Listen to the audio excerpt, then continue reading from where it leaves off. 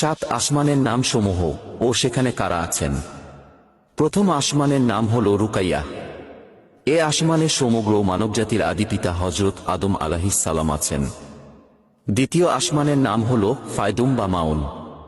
এ আসমানে হযরত ইয়াহিয়া আলাইহিস সালাম ও খ্রিস্টান সম্প্রদায়ের প্রবর্তক হযরত ঈসা আলাইহিস সালাম আছেন। তৃতীয় আসমানের নাম হল মালাকুত বা হারিজুন।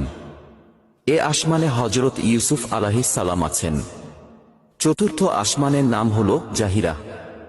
এ আসমানে হযরত ইদ্রিস আলাইহিস সালাম আছেন।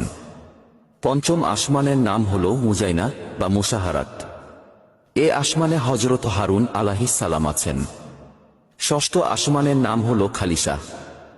এ আসমানে ইহুদি ধর্ম প্রবর্তক হযরত মুসা আলাইহিস সালাম আছেন। সপ্তম আসমানের নাম হল লাবিয়াহ বা দামিয়াহ।